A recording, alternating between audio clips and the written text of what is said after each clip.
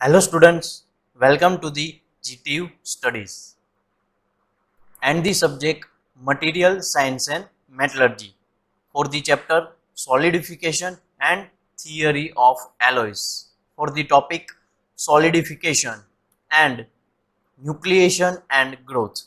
Solidification is a one type of process and nucleation and growth are the parts of this process.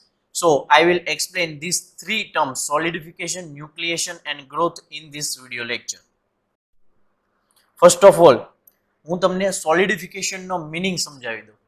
લગભગ almost બધા સ્ટુડન્ટ્સને ખબર જ હશે કે સોલિડિફિકેશન મીન્સ લિક્વિડનું સોલિડમાં ટ્રાન્સફર થવું.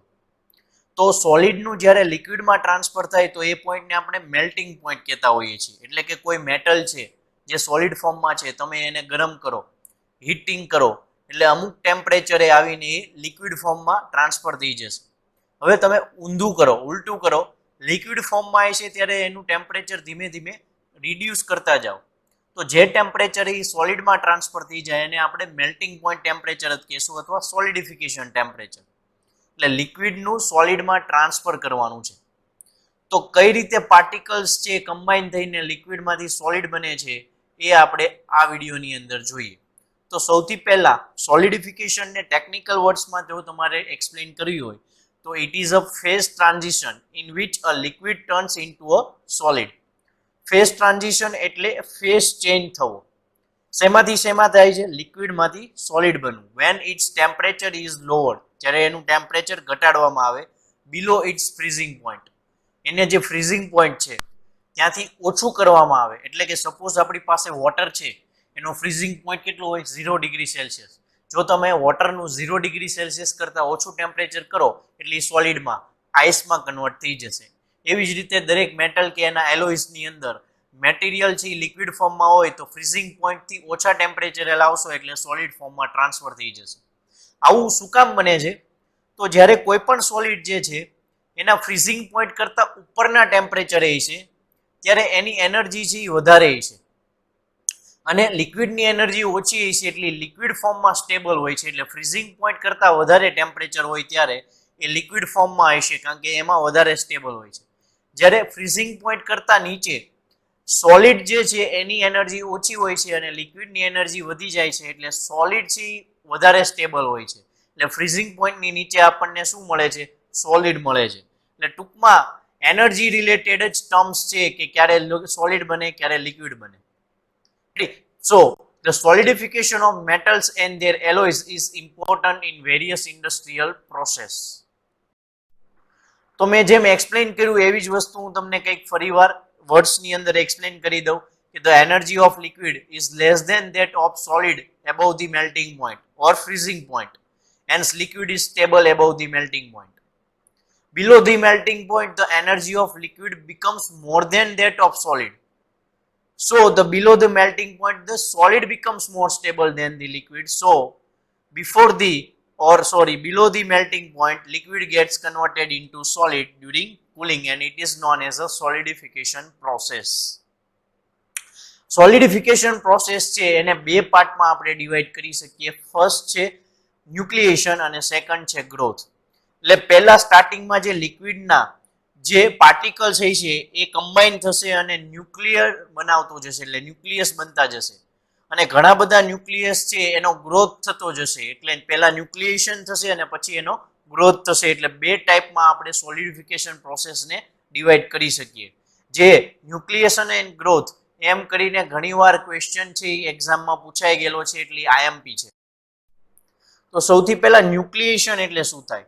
તો એટ ધી સોલિડિફિકેશન ટેમ્પરેચર એટલે કે એક્ઝેક્ટ જે ટેમ્પરેચરે લિક્વિડનું સોલિડ અથવા સોલિડનું લિક્વિડ બનતું હોય એ ટેમ્પરેચરે atoms from the liquid such as molten metal begin to bond together and start to form crystals.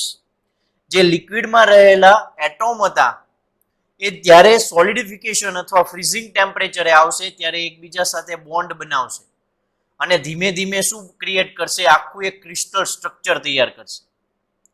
Moment a crystal begins to grow is known as nucleus.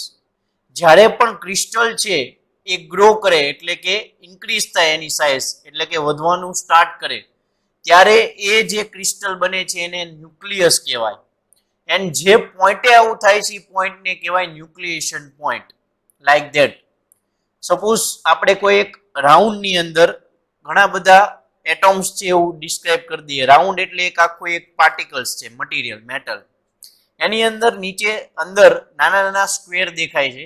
A square બધા એટોમ્સ છે, નાના નાના particles છે એવું માની લઈએ. એ બધા જ્યારે સોલિડિફિકેશન ટેમ્પરેચરે આવશે ત્યારે કમ્બાઈન થશે. તમે જોઈ શકો છો ઘણા બધા સ્ક્વેર એકબીજા સાથે કમ્બાઈન થાય છે અને દરેક એક અલગ અલગ ક્રિસ્ટલ સ્ટ્રક્ચર તૈયાર કરશે. આ જે પોઈન્ટ એ તૈયાર થાય છે એ પોઈન્ટને કહેવાય ન્યુક્લિએશન પોઈન્ટ અને આવા દરેક ક્રિસ્ટલ જે દેખાય છે એને કહેવાય ન્યુક્લિયસ. હવે શું થશે, હજી તમે વધારે સોલિડિફિકેશન કરતા જશો ત્યારે આવા ઘણા બધા ક્રિસ્ટલ્સ છે એ ગ્રો કરશે લિક્વિડની અંદર. અને જ્યારે ધીમે ધીમે જેટલા પણ ક્રિસ્ટલ છે એ બધા ભેગા થઈ જશે એટલે એક સરખી પેટર્નમાં ગોઠવાઈ જશે અને પરફેક્ટ ક્રિસ્ટલ સ્ટ્રક્ચર તૈયાર થઈને સોલિડ સ્ટ્રક્ચરની અંદર કન્વર્ટ થઈ જશે. હવે આ જે ક્રિસ્ટલ સ્ટ્રક્ચર છે એની ફાઇનલ સાઇઝ કેટલી રહેશે એ ડિપેન્ડ કરે છે નંબર ઓફ ન્યુક્લિએશન પોઈન્ટ ઉપર. એ અલગ અલગ મટીરિયલ ઉપર ડિપેન્ડ કરે છે. જેમ કે જોઈ શકો છો ઘણા બધા એટોમ્સ છે ભેગા થઈને ઘણા બધા ક્રિસ્ટલ સ્ટ્રક્ચર તૈયાર કરશે. અને ફાઇનલ મેં કીધું એ પ્રમાણે આ ક્રિસ્ટલની જે સાઇઝ છે એ વધતી જશે. ધીમે ધીમે વધ્યા પછી એ ક્યાં સુધી વધશે કે જ્યારે એક પ્રોપર ક્રિસ્ટલ સ્ટ્રક્ચર નો તૈયાર થઈ જાય, એટલે કે એક પ્રોપર પેટર્નમાં નો ગોઠવાઈ જાય અને આપણે એને એટોમ્સને નહીં પણ દરેક ક્રિસ્ટલ સ્ટ્રક્ચરને ગ્રેઇન બાઉન્ડ્રી વડે ડિસ્ક્રાઇબ કરી શકીએ એટલા મોટા થઈ ગયા છે, એટલા બિગર સાઇઝના થઈ ગયા છે. અને જ્યારે લાસ્ટમાં તમે એ બિગર સાઇઝના ક્રિસ્ટલ સ્ટ્રક્ચરને ગ્રેઇન બાઉન્ડ્રી વડે રિપ્રેઝન્ટ કરી શકો તો એ જે ક્રિએટ થઈ ગયું એ સોલિડ ફોર્મ હશે. લાઈક ધેટ સેકન્ડ ફિગર પણ એ રીતે જ એક્સપ્લેન કરે છે કે લેફ્ટ સાઇડ સ્ટાર્ટિંગમાં લિક્વિડ છે જેની અંદર ધીમે ધીમે નાના નાના એટોમ્સ છે ન્યુક્લિયસ બનાવે છે. એ ન્યુક્લિયસ હજી પણ મોટા થઈ જાય જશે, ગ્રોથ થતો જશે એટલે કે ક્રિસ્ટલ ફોર્મ છે એ બનતું જશે. અને લાસ્ટમાં ક્રિસ્ટલ સ્ટ્રક્ચર છે એ દરેક મોટી સાઇઝના થઈ ગયા પછી દરેકની વચ્ચે ગ્રેઇન બાઉન્ડ્રીઝ છે એ ક્રિએટ થયેલી જોવા મળશે. રેડી. હવે ન્યુક્લિયસની અંદર જ્યારે ક્રિસ્ટલનો ગ્રોથ થાય છે ત્યારે અમુક ગ્રોથ સુધી એક વર્ડ યુઝ કરવામાં આવે છે જેને કહેવાય એમ્બ્રિયો.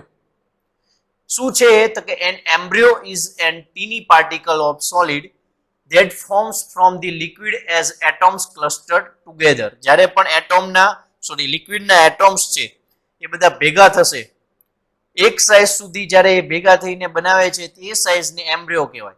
પણ એ સાઇઝ કરતા જો વધારે સાઇઝ થઈ જાય છે તો આપણે એને પછી ન્યુક્લિયસ કહી દેશું.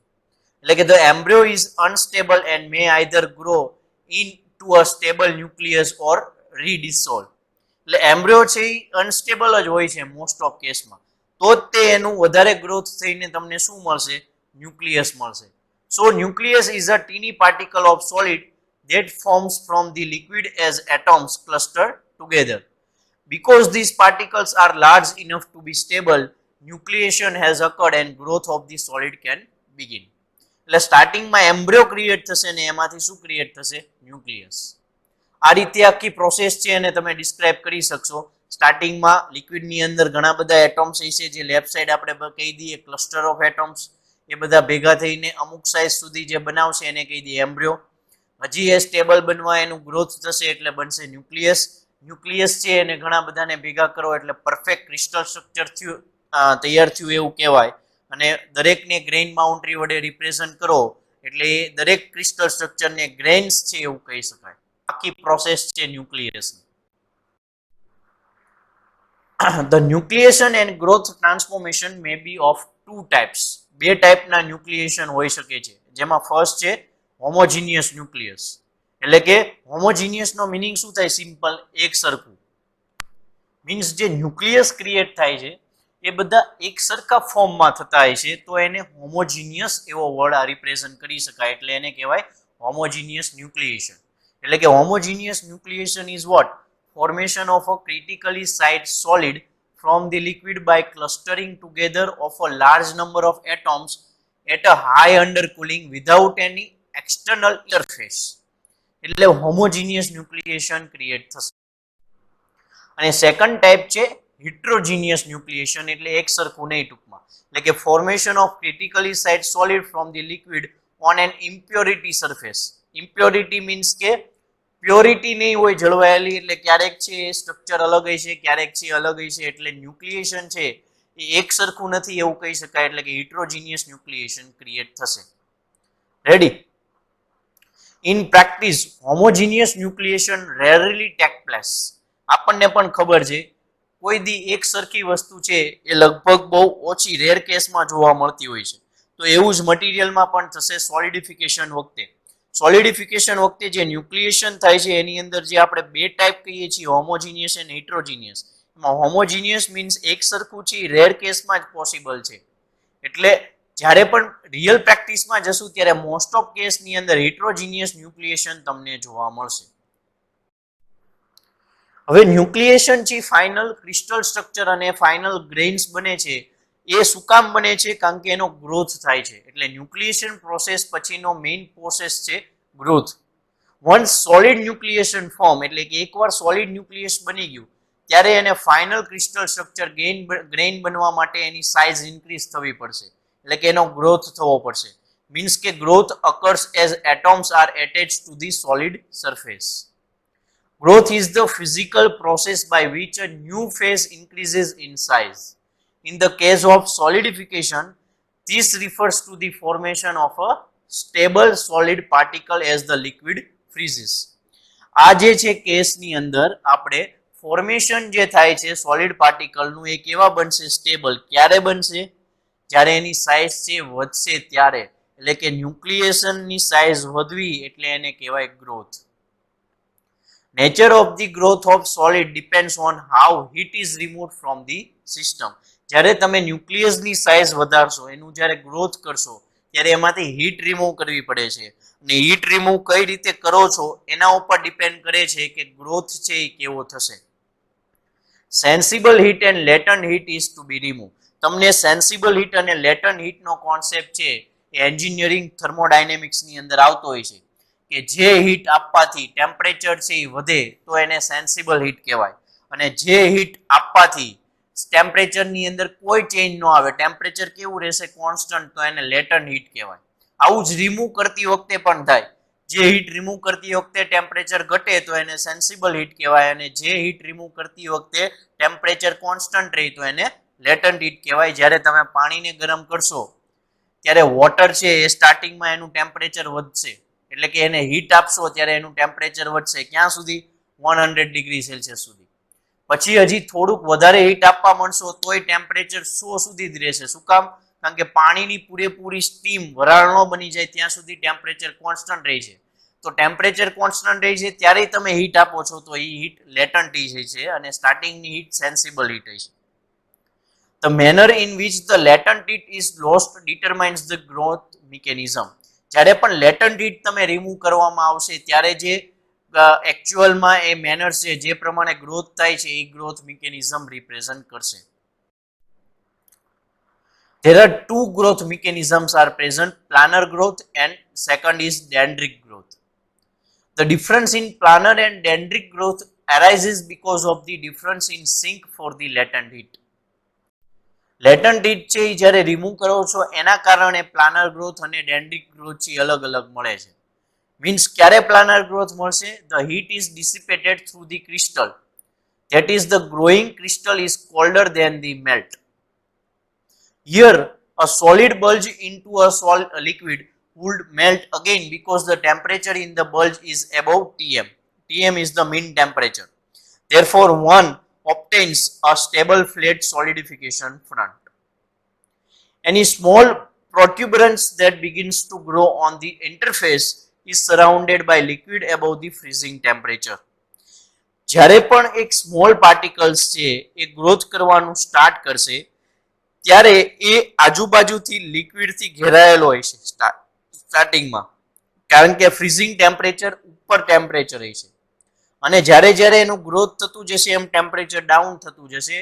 ટેમ્પરેચર ડાઉન થશે ત્યારે એનો પૂરો ગ્રોથ નહીં થયો હોય, એક સમય એવો આવશે કે જ્યારે ટેમ્પરેચર છે કોન્સ્ટન્ટ થઈ જશે, હીટ રિમૂવ કરશો તો પણ, એટલે કે લેટન્ટ હીટ રિમૂવ કરશો ત્યારે જે પર્ટિક્યુલર ગ્રોથ થાય છે એ ફાઇનલ ગ્રોથ ગણાય. અને એ પ્રમાણે જ્યારે પણ આ રીતનો ગ્રોથ થાય તો એને કહેવાય પ્લાનર ગ્રોથ. રેડી. અને સેકન્ડ છે dendritic growth. For a strongly undercooled melt the heat of the crystallisation can also be dissipated through the melt. જ્યારે પણ તમે સ્ટ્રોંગલી અંડરકૂલ્ડ કરશો, એટલે કે ફાઇનલી જે લેટન્ટ હીટ છે એ તમે ખૂબ જ ફાસ્ટ રિમૂવ કરશો, ફાસ્ટ કુલિંગ કરશો, ત્યારે ક્રિસ્ટલાઇઝેશનની હીટ પણ સાથે સાથે રિમૂવ થઈ જશે. And under these condition, a small solid protuberance called a dendrite which forms at the interface is encouraged. ત્યારે એક નાના એવા બીજા પાર્ટિકલ્સ છે એ બનશે સોલિડ પાર્ટિકલ્સ, દાણા જેવા બને, અને એને કહેવાય ડેન્ડ્રિક. એટલે જે ગ્રોથ થાય છે એનું નામ ડેન્ડ્રિટિક ગ્રોથ એવું આપવામાં આવે છે. As the solid dendrites grow, the latent heat of fusion is conducted into the undercooled liquid, rising the temperature of the liquid towards freezing temperature. જે આપણને ખબર છે કે આપણે ધીમે ધીમે પછી ટેમ્પરેચર વધારતા જશું, ટેમ્પરેચર ઘટાડતા જશું, એ રીતે તમને ટેમ્પરેચર છે એ ઘટાડવાથી સોલિડ મળતો જશે. Ready. Solidification process and the two parts of the solidification process, one is nucleation and second is growth. આ જે છે એ આપણે સોલિડ સોલ્યુશન કરીને એક લેક્ચર છે, એક વિડીયો છે આપણે જોઈ ગયા, એ આ ચેપ્ટરમાં આવતો તો બહુ સ્ટાર્ટિંગમાં તમને કરાવેલું છે. એ સોલિડ સોલ્યુશનની પહેલા સોલિડિફિકેશન છે એ કઈ રીતે થાય છે એ તમને ખબર હોવી જોઈએ. તો એના માટે હું તમને આ વિડીયો છે આપેલો છે કે એકચ્યુઅલમાં જ્યારે લિક્વિડનું સોલિડમાં ટ્રાન્સફર થતું હોય ત્યારે ન્યુક્લિએશન એન્ડ ગ્રોથ કઈ રીતે અરાઇઝ થાય એ તમને ઘણીવાર એક્ઝામમાં પણ પૂછાતું હોય છે. તો એ દ્રષ્ટિએ પણ આ આઈએમપી ક્વેશ્ચન છે. તો આઈ હોપ તમને આ વિડીયો સમજાણો હશે. તો વિડીયોને લાઇક કરો, શેર કરો એન્ડ સબસ્ક્રાઇબ કરો GTU studies channel. And for more material you can visit our website www.gtustudies.com. Thank you.